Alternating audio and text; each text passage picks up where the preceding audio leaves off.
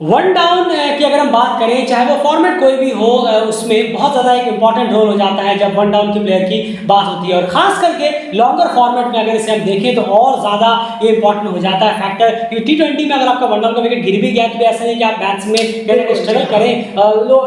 T20 में बहुत सारी चीज़ें चल जाती है, लेकिन बॉलर भी बहुत ज़्यादा, लेकिन वनडे और टेस्ट में वन डाउन का जो रोल है वो बहुत इंपॉर्टेंट हो जाता है। तो अगर आप वनडे की इंपॉर्टेंस, वन डाउन की इंपॉर्टेंस को समझते हैं लॉन्गर फॉर्मेट में, तभी आप इस वीडियो को कैरी ऑन सुने, वरना फिर आप इस वीडियो को छोड़कर जा भी सकते हैं। अब इस क्वेश्चन का जो सबसे सिंपल सा जवाब है वो सब आपके माइंड में ऑलरेडी होगा। आपने सोचा होगा अरे 3 नाम आपने चेहरे दिखा दिए थंबनेल में, हाँ हमारा ये है। जी हाँ, यकीन मानिए इसी ये है के चक्कर में यही टीम जो स्क्वाड पैनल है, जो भी सिलेक्शन पैनल है या फिर जो भी प्लेइंग 11 लेते हैं, जो डाउन ऑर्डर सेलेक्ट करते हैं, वो भी ऐसे ही सोचते होंगे हाँ चलिए ऐसे ही भेज देते हैं इनको, हाँ यही हमारे यार ये तो यही होंगे, इनको जाना चाहिए। और इसी वजह से हाल जो है वो टीम का ये हाल। तो इतनी जल्दी आंसर में मत पहुंचिए कि नहीं हाँ इन्हीं को जाना चाहिए। जरा आपको हम सच्चाई से रूबरू कराएं, कुछ फैक्ट्स आपके सामने रखें, उसके बाद आप आंसर अपना दें कि आखिर वन डाउन में कौन से प्लेयर सबसे बेहतर होंगे लॉन्ग रन के लिए। ये नहीं 2 मैच में ट्राई कर लो, 3 मैच उनको दे देना, 3 मैच में ट्राई कर लो, 5 में उनको दे देना, ये सबसे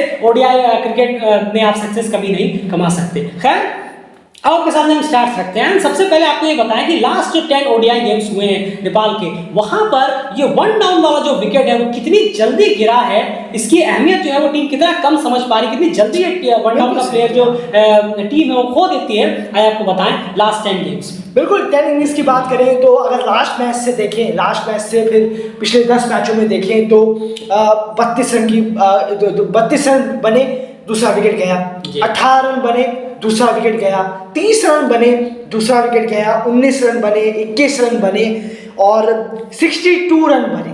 ये इकलौता है जहां 50 रन की पार्टनरशिप हुई है सेकंड विकेट के लिए, यानी कि तीसरा प्लेयर जब आया तब 50 रन की पार्टनरशिप हुई 62 रन की। फिर 33 रन, 5 रन और 9 रन। आप देख रहे हैं कि सिर्फ एक 50 प्लस की पार्टनरशिप 50 रन के बाद विकेट गिरा है, वरना 30 रन के अंदर अंदर तो पूरी दूसरे विकेट और एक बार 2-3 बार तो सिंगल डिजिट में विकेट गिर चुका है नेपाल का दूसरा विकेट। बिल्कुल, तो यहाँ पर आपके सामने ये स्टैट्स हमने रखे हैं, आप खुद देखिए। ये इस स्टैट्स का मतलब था कि ओपनिंग विकेट यानी पहला विकेट गिरने के बाद दूसरा विकेट गिरने का जो फेस है उसमें उसके बीच में रन्स कितने बने। अब आप खुद देख के सोचिए जो और इसमें majority of time one down का प्लेयर ही आउट होता हुआ नजर आया है। तो ये आप खुद सोच कर देखिए कि वन डाउन के सेक्शन में जो प्लेयर आ रहे हैं वो कंट्रीब्यूशन के नाम पर सिर्फ 30, 35, 20, 8, 10, एक बार 62 उसके बाद खत्म। एक 50 ओवर के गेम में अगर वन डाउन के प्लेयर की कंट्रीब्यूशन जो है जब वो उस डाउन पे आधारित, जब तक वो डाउन चल रहा है उसमें सिर्फ 30, 32, 35, 30 का रहता है, कभी कभी तो सिंगल डिजिट में रहता है, तो आप कैसे एक्सपेक्ट कर रहे हैं कि ये टीम और एक्सेलरेट करे बड़े स्कोर की। इसलिए बड़ा स्कोर आता है टीम स्ट्रगल कर जाती है। बड़ा क्या छोटा स्कोर 200 का टीम दूसरी टीम क्रॉस करती है तो ऐसा लगता है कि नेपाल के लिए अपील टास्क हो गया, होगा ही, क्योंकि आप छोटी छोटी चीजों पे गौर नहीं कर रहे हैं। वन डाउन में प्लेयर जो आ रहा है क्या वो उतना कैपेबल रख रहा है कि वो स्कोर दे भी रहा है, नाम कितने भी बड़े हो, कितने भी ग्रिटिंग प्लेयर हो, लेकिन वो रन्स दे पा रहे हैं या नहीं, उस वक्त ये सबसे ज्यादा इंपॉर्टेंट है। तो ये एक हाल है वन डाउन। तो ये मत सोचिए कि वन डाउन सॉर्ट आउट है, ये बिल्कुल भी सॉर्ट आउट नहीं है। जो ये सोचते हैं कि जिन्होंने सोच रखा होगा कि नहीं सॉर्ट आउट है, ये है वन डाउन, इनको आना चाहिए, तो ऐसा नहीं है। वो अगर आ भी रहे थे तो उनके स्टैट्स भी आपके सामने। अगर हम इसको इस ओडीआई को 10 को उठाकर 20 कर दें तो भी वही हाल रहेगा, 20 को उठाकर 30 कर दें तो भी वही हाल रहने वाला है। सबसे इंपॉर्टेंट ये है कि ये छोटी छोटी जो प्रॉब्लम्स हैं टीम में उसे नोट किया जाता है। अब आपके सामने हम 3 नाम रखते हैं कि इन 3 नामों में, और इनके स्टैट्स भी आपको बताते हैं कि जब ये वन डाउन बैटिंग करने के लिए आए तो इनके स्टैट्स कैसे हैं, एवरेज कैसे हैं। सबसे पहले यानी आप उसके बाद आप डिसाइड करें सब कुछ सुनकर कि आखिर इसमें से आप किन्हें सेलेक्ट करना चाहेंगे, और ज़्यादा से ज़्यादा कमेंट जरूर करिएगा। एंड सबसे पहले यहाँ बात करें देव खन्ना की, माफ कीजिए ज्ञानेंद्र मल्ला की बात करते हैं, सीनियर प्लेयर है। ज्ञानेंद्र मल्ला को वन डाउन में जब भी वो आए हैं ओडीआईज में तो उनका रन्स और एवरेज क्या है? बिल्कुल 9 मैचेस में उन्होंने अब तक इस पोजीशन पे आए हैं, वो यहाँ बैटिंग करने 9 मैचों में, और 258 रन उन्होंने किए हैं इस वन डाउन आकर, तीसरे पोजीशन पर आकर, नंबर पर आकर। और फिर इसके साथ आप एवरेज को देखेंगे तो 32 का एवरेज यहाँ हो जाता है ज्ञानेंद्र मल्ला का। और जो बॉलें फेस की हैं इन्होंने 422 बॉलें भी फेस की हैं। अच्छी बात है, 422 बॉलें हैं 9 मैचों में, आपका अच्छा परसेंटेज निकल जाता है पर मैच का बॉलों का देखें। लेकिन वनडे है तो आप और उम्मीद कर सकते थे, वन डाउन के प्लेयर हैं। और अगर शतक या हाफ सेंचुरी को देखा जाए तो सिर्फ 2 सेंचुरीज हैं, कोई शतक है नहीं इस डाउन की बात करें तो हम। 2 हाफ सेंचुरी। जी हाँ, 2 हाफ सेंचुरीज हैं, शतक कोई है नहीं। बिल्कुल। तो चलिए ये हमने आपको बताया ज्ञानेंद्र मल्ल का स्टैट्स। अब तुरंत कंक्लूजन पे उतरने से पहले बाकी 2 जनों का भी एक बार जान लीजिए। देव खन्ना की बात करें, शॉर्ट पीरियड ऑफ टाइम हुआ है उनका, लेकिन वो अगर उनको आप देख रहे हैं, इन 3 नामों में से अगर किसी को आप देख रहे हैं तो एक देव खन्ना की अगर बात करें तो उनके स्टैट्स आए जब भी वो पोजीशन 3 पर आए। बिल्कुल, वो तीसरे पे ही उन्होंने बैटिंग की है अब तक। 10 ही मैच खेले हैं और 10 मैचों में वो 1 डाउन आए हैं। 253 रन उन्होंने किए हैं 10 मैचों में और 25 का उनका एवरेज है, और साथ ही साथ 390 बॉलें उन्होंने फेस की है। एक यंग प्लेयर के लिए इतना कम बॉल फेस करना ये ठीक नहीं है। यंग प्लेयर्स को और ज़्यादा बॉलें फेस करनी चाहिए ताकि वो और सीखे और पिच पे रहे। ये बॉलें और होनी चाहिए थी क्योंकि उन्हें वक्त मिला है। ऐसा नहीं है कि नेपाल को वक्त ही नहीं मिला या फिर बहुत नीचे आते हो। हम यहाँ 1 डाउन की बात कर रहे हैं। सबसे ज़्यादा बॉलें या तो टॉप ओपनर्स लेते हैं या उसके बाद एक 1 डाउन का बैट्समैन ही सबसे ज़्यादा बॉलें खेलता है, अदरवाइज कोई इतनी खेलता नहीं है। अगर उसके बाद हाफ सेंचुरीज की बात कर लें तो सिर्फ 2 हाफ सेंचुरीज 10 मैचेस में मार पाए हैं इस पोजीशन पर आकर देव खन्ना।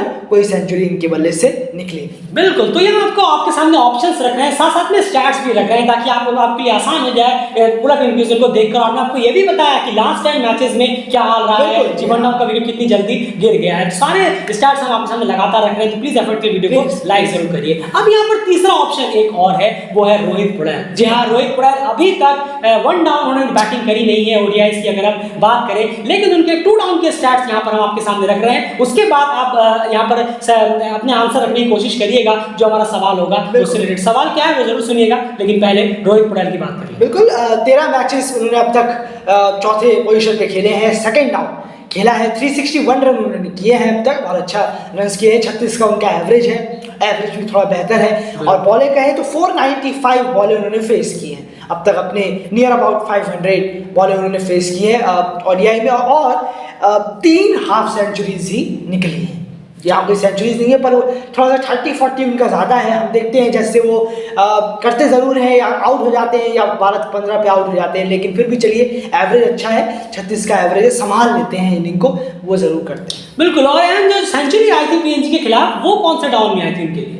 नहीं, वो उन्होंने नीचे यहाँ पर दीपेंद्र सिंह यानी ने वो सेंचुरी लगाई थी, क्योंकि चौथा पोजीशन की अब बात कर रहे हैं और उनके बल्ले से कोई सेंचुरी निकली नहीं है जहाँ तक मेरा अंदाजा है इस पोजीशन पर। बिल्कुल। तो कहीं ना कहीं अगर बात करें तो ये 3 ऑप्शंस जो है वो आपके सामने आ जाते हैं। सबसे पहले बात करें ज्ञानेंद्र मल्ल की, उसके बाद देव खन्ना और रोहित पुड़ैल। ये 3 नाम है, तीनों के स्टैट्स हमने आपको बताया। लास्ट टाइम मैचेस में किस तरीके की उनकी इनिंग रही है ये भी हमने आपको बताने की कोशिश की 1 डाउन के। अब यहाँ पर एक सबसे बड़ा सवाल ये आ जाता है कि इन तीनों में से आप 1 डाउन किसे देखना चाहेंगे?